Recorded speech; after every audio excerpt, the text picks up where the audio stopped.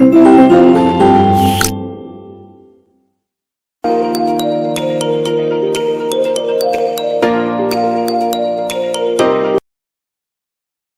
Students, कैसे हैं? स्वागत है आपका अभिनंदन क्लास में। अध्याय है 19। चैप्टर का नाम फुसफुसाहट। बहुत सुंदर नाम। फुसफुसाहट कहाँ शुरू हो जाए, कौन कैसी कैसी बातें करना, चुप चुप चुप चुप गुप चुप करना शुरू कर दे, पता नहीं चलता। सारांश है, धोखे और बेईमान का राज ज़्यादा दिन नहीं चलता, क्योंकि इस प्रवृत्ति का व्यक्ति स्वयं भी डर कर रहता है और अपने कार्यों को भी ठीक ढंग से नहीं कर पाता तथा उसका भेद खुल जाता है। यही बात इस पाठ में एक कथा के माध्यम से समझाई गई है। बहुत साल पहले की बात है। एक छोटे से गांव में दो लड़के रहते थे, रघु और राजू। दोनों एक ही उम्र के थे और एक ही स्कूल में पढ़ते थे। रघु ईमानदार था और मेहनत से काम करता था। उसके माता पिता और अध्यापक दोनों को उससे बड़ी आशाएं थीं, लेकिन राजू बहुत चतुर और बेईमान था। परीक्षा में भी बेईमानी करने से नहीं चूकता था और दूसरे विद्यार्थियों की नकल उतार लेता था। वह अपने अलावा किसी की नहीं सोचता था। दूसरों को धोखा देने के लिए मीठा बोलता और मुस्कुराता था। देखिएगा यहाँ पर कितना खतरनाक बच्चा है ना। रघु और राजू दोनों एक ही उम्र के थे, एक ही स्कूल में पढ़ते थे। रघु ईमानदार था, लेकिन जो राजू था वो खतरनाक था। ठीक है, राजू कैसा था? चतुर था, चालाक था, अपने बारे में सोचता था, अपने बारे में ही करता था। दूसरा क्या कर रहा है क्या नहीं कर रहा उसमें कोई फर्क नहीं पड़ता था।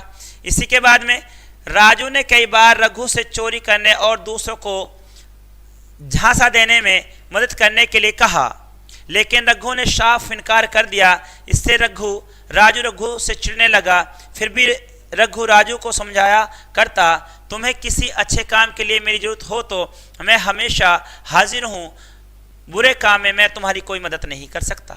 लीजिएगा, कहता है कि मैं अच्छे काम में तुम्हारे साथ हूं। रघु कह रहा है इस बात को राजू से, लेकिन बुरे काम में मैं तुम्हारा साथ नहीं दे सकता। प्यारे बच्चे, इसी के साथ में आगे बढ़ते हैं। पढ़ाई लिखाई समाप्त कर राजू गांव छोड़कर एक बड़े शहर में रहने लगा। रघु अपने गांव में ही सीधे साधे ढंग से रहता रहा। वह अपनी बाप दादा की जमीन खेती बाड़ी का काम देखता था। गांव के सब लोग उसे जानते पहचानते थे और सभी उसे बहुत चाहते थे। इस तरह कई साल बीत गए। इस बीच रघु और राजू को एक दूसरे से मिलने का कोई अवसर नहीं मिला। एक दिन रघु ने सुना कि राजू की चतुराई से राजा इतना खुश हुआ है कि उसने उसको अपना प्रधानमंत्री बना लिया है। लीजिएगा, बात कितनी बड़ी हो गई है। राजू की चतुराई इतने आगे निकल के आ गई है कि जो है उसे राजा ही घोषित कर दिया गया है। इसी के साथ रघु को यह समाचार सुनकर खुशी हुई, क्योंकि वह जानता था कि राजू बेईमान है, लेकिन वह इससे दुखी भी नहीं हुआ, क्योंकि उसे ऐसी किसी बात की चिंता नहीं थी जिससे उसका कोई मतलब न हो। एक दिन रघु अपने गांव के एक उत्सव के लिए सामान खरीदने शहर गया। शहर पहुंचते पहुंचते उसे दोपहर हो गई। धूप बहुत तेज थी। अब वो गांव में रहता था, वो वहां पर प्रधानमंत्री बन गया राजा के पास में जाकर के। ठीक है, अब रघु जो है शहर सामान खरीदने जा रहा था। रास्ते में जाते जाते दोपहर हो गई, छिकासी धूप उस पर पड़ी। रघु को जोर से प्यास लगी। पास ही एक महल जैसी इमारत देखी तो वह उसके अंदर घुसा। उसने वहां के किसी नौकर से पानी मांगा। तभी भवन का मालिक वहां आ गया। रघु को देखकर वह आश्चर्य से बोला, रघु तुम यहाँ कैसे? वह राजू था। रघु राजू को पहचान न सका। उसने बहुत ही शानदार पोशाक पहन रखी थी। जब वह चलता तो बढ़िया रेशम उसके तन पर लहराते। सोने के हार, हीरो की अंगूठी, सूरज की रोशनी में चमकती सुनहरी सफेद पगड़ी के बीचों बीच एक झिलमिलाता पुखराज उसके सिर की शोभा बढ़ा रहा था। इसके अलावा राजू इतना मोटा हो गया था कि छोटे मोटे हाथी जैसा लग रहा था। भाई, खाने को अच्छा मिल रहा हो, पहनने को अच्छा मिल रहा हो, राजा की जिंदगी जी रहा हो तो खाएगा पिएगा मौज ही करेगा। इसी के साथ रघु ने राजू को नमस्कार किया। राजू ने उसका कोई उत्तर नहीं दिया, बल्कि उस पर तरस खाते हुए कहा, रघु तुम कैसे दरिद्र दिखाई दे रहे हो और तुमने कितने गंदे कपड़े पहने हैं। लगता है कि तुम सारा रास्ता पैदल चलकर आए हो। सुना है तुम्हारे पास घोड़ा तो क्या एक खच्चर भी नहीं है। अब जरा मेरी ओर देखो, मैं बिल्कुल राजा जैसा लग रहा हूं ना। जरा मेरे कपड़े भी देखो, एक नजर मेरे महल पर भी डालो। देवता भी मुझसे ईर्ष्या करते हैं और आज मैं जो कुछ भी बना हूं वह सब अपनी बखूबियों की वजह से ही तो बना हूं। तुम तो रहे बुद्धू, एक खच्चर तक ना ले सके। यदि तुमने मेरी बात मानी होती तो आज मैं तेरा राजा बन जाते। रघु ने उत्तर दिया, मैं गरीब जरूर हूँ मगर मैं खुश हूँ, और जहाँ तक मेरे बुद्धू होने की बात है तो तुम जानते हो कि यह बात कितनी सच है। अगर मैं चाहता तो तुम्हारे ही जैसा धनवान बन सकता था, मगर मैं तुम्हारे जैसे गलत रास्तों का इस्तेमाल जीते जी कभी नहीं कर सकता, पैसे के लिए बेईमानी नहीं कर सकता। अब वो सीधी सीधी दो दोस्तों में यहाँ तू मैं हो गई इस बात को लेकर के। राजू कहता है कि तुमने अच्छा नहीं किया, और तुम इस तरह करते तो बहुत आगे निकल जाते। रघु कहता है मैं तेरी तरह बिल्कुल नहीं करना चाहता, क्योंकि एक इसमें बेईमान है और एक ईमानदार है।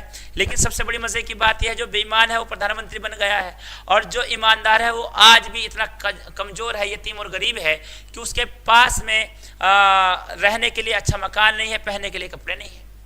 राजू ने चीख कर कहा, बंद करो यह बकवास। अगर तुम इतने ही योग्य हो तो मेरे यहाँ हाथ पसारने क्यों आए हो?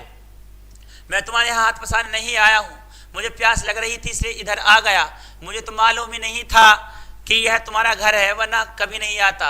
रघु ने जवाब दिया, पानी तुम्हारे लिए इस घर में एक बूंद भी नहीं है, निकल जाओ यहाँ से। राजू ने गुस्से से कांपते हुए कहा, अच्छी बात है भाई, जाता हूँ।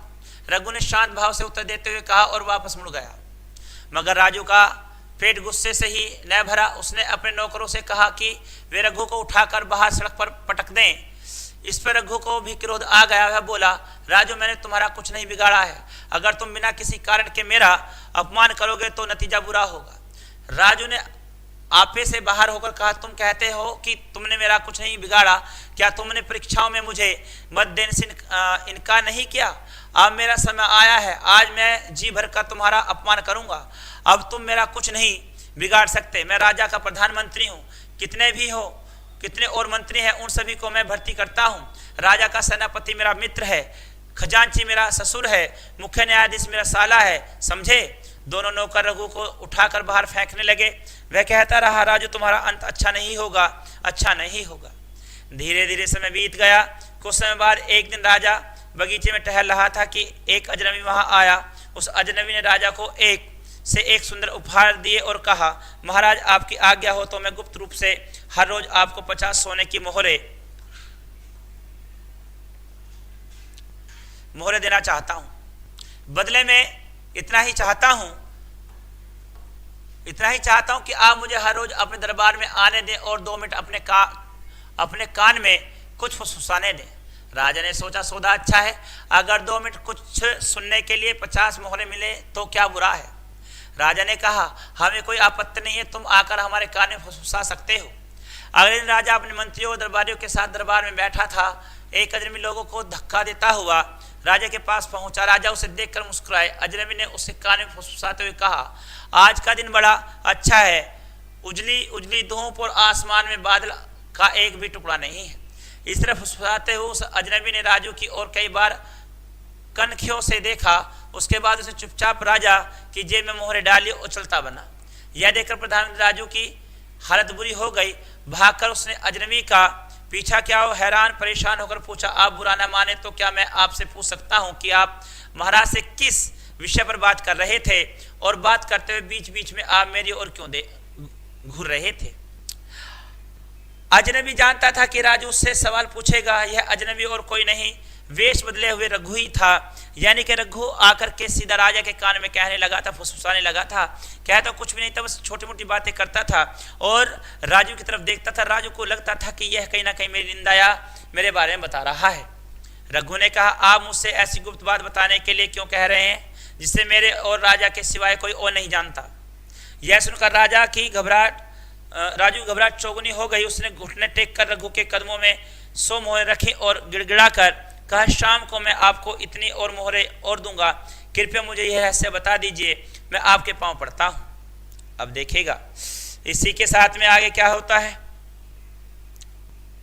पहले तो रघु ने, अब क्या हुआ, पहले तो रघु ने बड़ी आनाकानी की, फिर थोड़ी देर और खुशामद करवाने के बाद बोला, मामला बड़ा गंभीर है, कई लोगों ने तुम्हारे खिलाफ राजा से शिकायत की है, महाराज ने उसकी जांच करने के लिए मुझसे कहा है। राजू ने बड़ी आधीनता से पूछा, महोदय आपने राजा से आज इस बारे में क्या कहा? मैंने कहा कि मैं अभी जांच कर रहा हूं। रघु ने जवाब दिया, फिर राजा ने कहा, महाराज आपने राजा से आज इस बारे में क्या कहा? मैंने कहा कि मैं अभी जांच कर रहा हूं। राजू ने कहा, आज क्या हुआ? पहले तो रघु ने बड़ी आनाकानी की, फिर थोड़ी देर और खुशामद करवाने के बाद बोला, मामला बड़ा गंभीर है, कई लोगों ने तुम्हारे खिलाफ राजा से शिकायत की है, महाराज ने उसकी जांच करने के लिए मुझसे कहा है। राजू ने बड़ी आधीनता से पूछा, महोदय आपने राजा से आज इस बारे में क्या कहा? राजू ने गिड़गिड़ाकर कहा, महाप्रभु मेरे ऊपर दया कीजिए, मैं आपको 1000 सोने के मोहरे दूंगा। रघु ने मुंह बनाकर कहा, देखेंगे देखेंगे इस मामले में क्या हो सकता है। अगले दिन रघु फिर राजा के दरबार में पहुंचा और उसी प्रकार उसके कान में फुसफुसाते हुए बोला, तड़के तक तो उत्तरी हवा बड़ी तेज चल रही थी, पर अब ऐसा लगा है कि उसकी दशा बदल जाएगी। इस तरह फुसफुसाते हुए उसने पहले की तरह कई बार राजू की ओर देखा। अजनबी की अटपटी बातें सुनकर राजा मुस्कुराया, है ना। तो यहाँ पर मसला बड़ा गंभीर होता जा रहा है। कान में आकर कहता है, राजा को कुछ और सुनाता है और राजू यहाँ पर परेशान हो जाता है। ठीक है, इसी के साथ में इन बेमतलब की बातों को सुनने के बदले में राजा को 50 मोहरे मिल जाती थी, इसलिए वह प्रसन्न था। अब राजा भी यहाँ लालची है, उसे भी रोज 50 मोहरे फुसफुसाने की मिलती हैं, लेकिन वो कान फुसफुसाता है, आकर के वो एक नाटक करता है जो रोज उसके लिए चल रहा था, वह नाटक कर रहा था। अब तो राजू की वही दशा थी जैसे जाल में फंसी मछली की होती है। रघु से मिलने पर उसे पता चला कि फिलहाल राजा इस बात से संतुष्ट है कि उसके प्रधानमंत्री ने कोई अपराध नहीं किया है। राजू ने रघु को धन्यवाद दिया और 1000 सोने की मोहरें दी। अगले दिन रघु राजा के कान में कोहरे और बूंदाबांदी की बात फुसफुसाने लगा। इस बार वह सेनापति की ओर घूरता जाता था। सेनापति ने भी वही किया जो प्रधानमंत्री ने किया था। इसी तरह रघु को 1000 सोने की मोहरें और मिल गईं। अब तो उसने एक के बाद एक सभी मंत्री, खजांची, अंत में मुख्य न्यायाधीश को भी इसी प्रकार घबराहट में डाल दिया। हर रोज राजा को दी जाने वाली 50 मोहरे के बदले में अब तक रघु ने 10,000 से भी ज्यादा मोहरें इकट्ठी कर ली। एक दिन राजा का आम दरबार लगा था, उसमें दरबारी अधिकारी और प्रजा सभी मौजूद थे। पूरे दरबार में उसी अजनबी ने राजा के सामने खड़े होकर कहा, महाराज इतने दिनों से मैं आपके कान में उल जलूल कहता आ रहा हूँ, लेकिन आज मैं आपको यह थैली भेंट करने आया हूँ। इसमें ऐसा उल जलूल कुछ नहीं है, बल्कि काम की चीजें हैं। यह कहकर उसने एक रेशम की थैली राजा के सामने रख दी। 10,000 सोने के मोहरों की खनखनाहट राजा के कानों को मधुर संगीत जैसी लगी। वह मुस्कुराया, लेकिन अजनबी की यह हरकत उसे बड़ी विचित्र लगी। अपनी बात समझा कर कहो।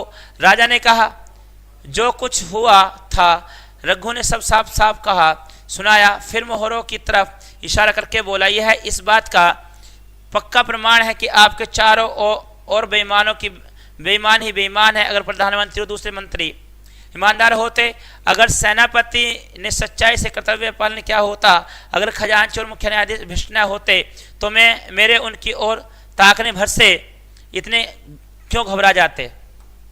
बिल्कुल सही बात है कि अगर वो सच्चे अच्छे होते तो मैं ताकने भर से वो घबरा नहीं सकते थे। इसी के साथ में उसकी बात सुनते ही राजा समझ गया कि इसके अधिकारी लोग अपने अपने पदों पर लायक नहीं हैं, वे सब भ्रष्टाचारी हैं, उनके मन में खोट है और अपने अपराधों के डर से वे हर समय घबराए हुए रहते हैं। राजू और उसके साथियों ने धोखाधड़ी, बेईमानी, झूठ के सहारे अपनी जो पद प्रतिष्ठा बना रखी थी वह बालू के घरोदे की तरह ढह गई। राजा ने रघु को अपना प्रधानमंत्री बना लिया। रघु ने कुछ ही दिनों में दूसरी खाली पदों पर मेहनती और ईमानदार आदमी नियुक्त कर दिए। अब राजकाज बड़े ही सुंदर ढंग से और सुचारू रूप से चलने लगा। तो इसी के साथ में ये कहानी यहाँ पर खत्म होती है। कहने का मतलब ये है, जो जीवन में धोखा देता है, जो जीवन में केवल अपने बारे में सोचता है, एक दिन उसका अंत बहुत बुरा होता है। वैसे ही यहाँ पर राजू के साथ में हुआ। राजू ने एक तो जो भी कुछ पाया था वो सभी झूठ बोल करके एक दूसरे को लूट करके पाया था, लेकिन अब वह जब इतना कुछ बन गया तो उसके अंदर इतना अहंकार आ गया कि वो अपने ही दोस्त को बुरा भला कहने लगा। शब्द अर्थ पढ़ेंगे यहाँ पर। पुखराज पीले रंग का कीमती नग या पत्थर होता है। दरिद्र माने गरीब, खजांची कोषाध्यक्ष कनिखियों से, तिरछी नजरों से, रहस्य भेदराज से, उल जलूल, उटपटांग, विसंगत, अशिष्ट, प्रमाण सबूत, भ्रष्टाचारी जिसका आचरण खराब हो, शील भ्रष्ट, निंदीय आचरण वाला, घरौंदा, छोटा घर। तो इसी के साथ में ये कहानी यहाँ पर ख़त्म होती है और हम लेते हैं आपसे विदा। मिलते हैं अगली क्लास में, तब तक के लिए गुड डे, गुड लक।